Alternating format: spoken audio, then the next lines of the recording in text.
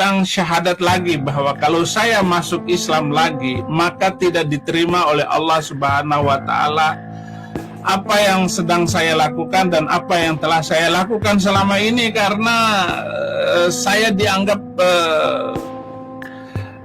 pandai di dalam Islam, dan karena kafir itu tidak akan diampuni oleh Allah. Di dalam Quran surat At-Taubah ayat 80, sama saja engkau Muhammad memohonkan ampun bagi mereka atau tidak memohonkan ampun bagi mereka, walaupun engkau memohonkan ampunan bagi mereka 70 kali, Allah tidak akan memberi ampunan kepada mereka.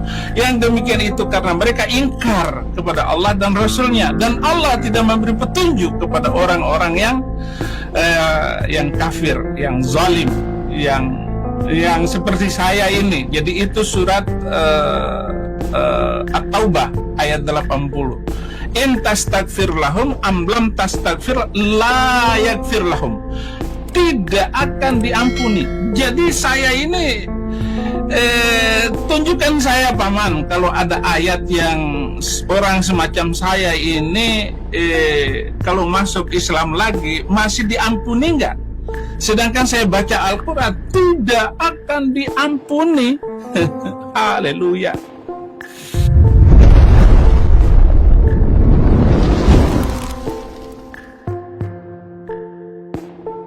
Semoga Allah memberikan kemuliaan lebih dari apa yang Anda sampaikan kepada kami, menjaga Anda dan berikan hidayah dan taufik kepada kita dengan penjagaan yang terbaik. Saudaraku dan saudariku dimanapun Anda berada, ini ayat sering kali digunakan sebagai klaim paling favorit, khususnya oleh karangan orientalis juga misionaris, sering dipakai, ditebarkan dan memberikan kesan bahwa ada nih Islam ini agamanya tidak memberikan apa-apa, nggak memberikan manfaat, karena nanti percuma juga masuk Islam, karena ada satu ayat di Al-Quran 1 yang mengatakan semuanya pasti akan ke neraka, jadi nggak akan selamat, sehingga itu perlu juru selamat. Nah ini gambaran semacam ini, gambaran yang penting untuk kita luruskan. Tapi kita memang memahami, karena kebanyakan mereka memang tidak mengerti Al-Quran, ya, tidak membaca dengan baik, tidak memahami. Untuk itu kita ajarkan supaya mau belajar, ya. Wa innahu la ilmun lis-sa'ah fala tamtaruna biha wattabi'uni hawa siratum mustaqim. Dulu saya 17 kali di dalam saya sholat itu selalu minta petunjuk jalan lurus. Tunjukilah kami ke jalan yang lurus. Ihdinas siratal mustaqim. Ternyata Yesuslah jalan kebenaran dan hidup. Nah, di dalam Al-Quran surat yang tadi, dan sesungguhnya dia benar-benar, di dalam surat 43 ayat 61 Al-Zukhruf ayat 61, dan sesungguhnya dia itu Yesus Kristus Isa Al-Masih benar-benar mengerti tanda hari kiamat, ya. Kalau di situ tuh di terjemahannya ini tertanda. Tapi kalau di Arabnya wa innahu la ilmul lis-sa'ah, dan sesungguhnya benar-benar Isa Al-Masih itu tahu hari kiamat. Yesus tahu hari kiamat. Kalau gitu siapa Yesus? Gitu. Karena itu janganlah kamu fala tamtaruna biha, karena itu janganlah kamu ragu-ragu tentang kiamat itu, dan ikutilah aku. Wattabi'uni, ikutilah Yesus Kristus. Inilah jalan yang lurus, yaitu Yesus Kristus. Kata Allah, dalam setiap perbuatan dosa pun yang kau kumpulkan, selalu ada jalan dan secercah cahaya aku berikan supaya engkau mau kembali.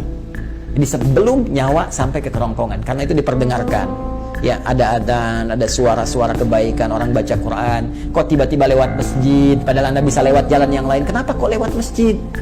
Kenapa kok tiba-tiba mampir ke ceramah ini? Anda ditugasi jadi bazar misalnya, tapi mampirnya ke ceramah ini. Ya. Kok tiba-tiba bisa datang gitu kan? Kok tiba-tiba bisa Anda klik yang muncul tausiah, klik yang muncul status kebaikan. Itu kan hidayah namanya. Jalan. Kalau Anda mau kejar, Anda mau dapatkan, diberikan oleh Allah petunjuk.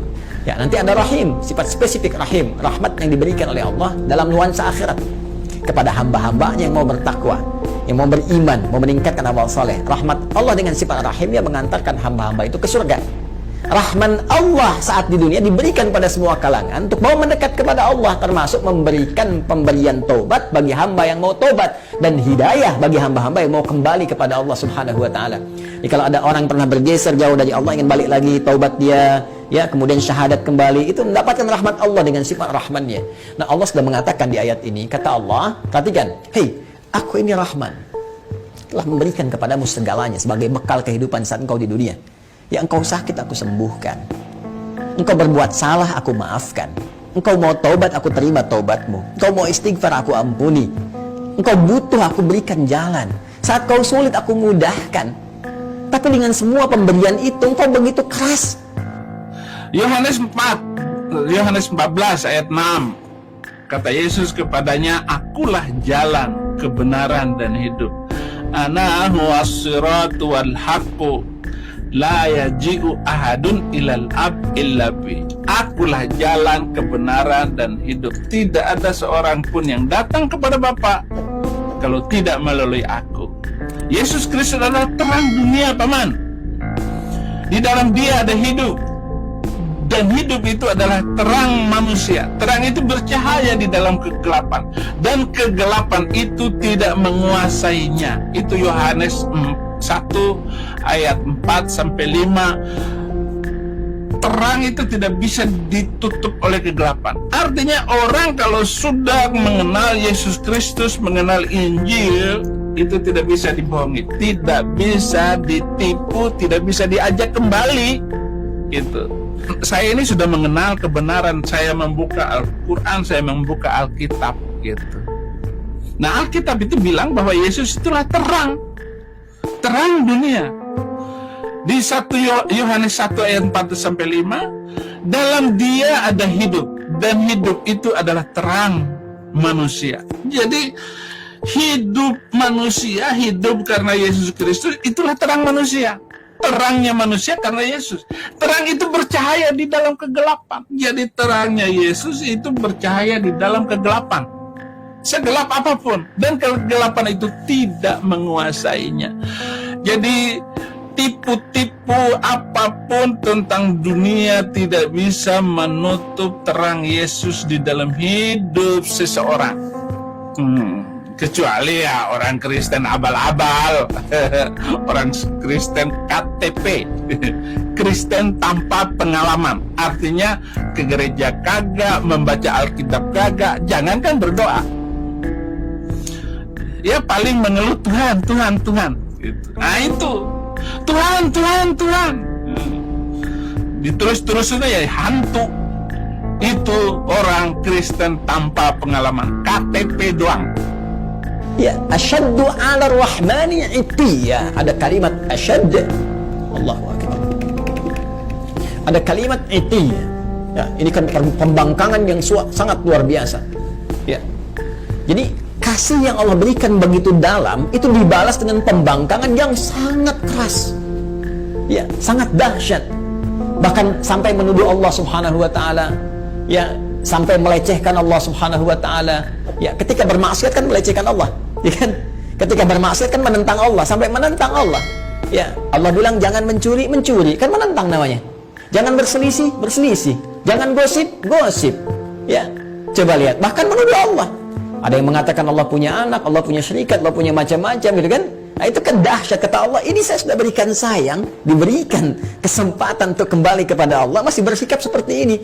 Dan dia memilih bertahan dengan keburukannya sampai wafat. Ya. Sampai wafat, itu Allah buka, saking sayangnya Allah diberikan kesempatan. Ya, sampai nyawa belum sampai ke kerongkongan, masih ada peluang untuk taubat. Dibuka seluas-luasnya. Bahkan tadi saya katakan rahmat Allah yang diberikan dalam konteks keduniaan yang sangat luas disebut dengan Rahman. Rahman ya Rahman, Rahman ya Rahman ya Rahman. Qul ud'ullaha awid ar-Rahman. Quran surah ke-17 ayat 110. Ya, panggil Allah, panggil ar-Rahman untuk mendapatkan rahmatnya. Kata Allah jangan putus asa. Ya, tapi orang-orang ini mempertahankan keburukannya sampai dia wafat. Allah memberikan kesempatan sampai titik akhirnya, ya, tapi mereka tidak memanfaatkannya. Tapi kalau sudah selesai kejadiannya, tuntas kemudian dengan wafatnya, maka sifat keadilan Allah mesti berlaku, karena Allah punya sifat al-adil, maha adil. Ya, maka dengan sifat kemahaadilan ini mesti diberlakukan keadilannya. Bagi yang baik dapat balasannya di surga, ya, kebaikan rahmat Allah. Bagi yang salah, Apakah dia punya iman atau tidak? Apakah punya bekal kebaikan atau tidak? Karena kunci kebaikan di akhirat itu iman dulu. Ya, awas, beda. Jangan lihat konteks dunia, karena timbangannya beda. Antara dunia dengan akhirat, semua punya mekanismenya, semua punya aturannya. Dunia, apa saja bisa Anda kerjakan, sepanjang Anda mau berkreasi. Akhirat punya aturan tersendiri. Maka kunci kebaikan disebut dengan iman. Pertama dilihat ada iman atau tidak. Dan ingat ya, kalau membaca Quran, belajar Quran, maka belajar kepada yang ahli Quran. Jangan orang nggak pernah baca Quran, dia dengar, kemudian penjelasannya. Dia aja nggak ngerti Quran, bagaimana Anda bisa mendengar tafsirnya? Ya, mendengar penjelasannya. Ini kan agak aneh cara berpikirnya. Jadi kalau ada orang-orang yang tidak beriman atau tidak mengetahui Quran, kemudian memberikan gambaran-gambaran, termasuk orang-orang liberal misalnya, ya, yang nggak ngerti Quran, nggak paham cara menafsirkan Quran, nggak mengerti kandungannya, baca Quran aja jarang misalnya kan, bicara tentang isi Quran itu nggak usah didengar.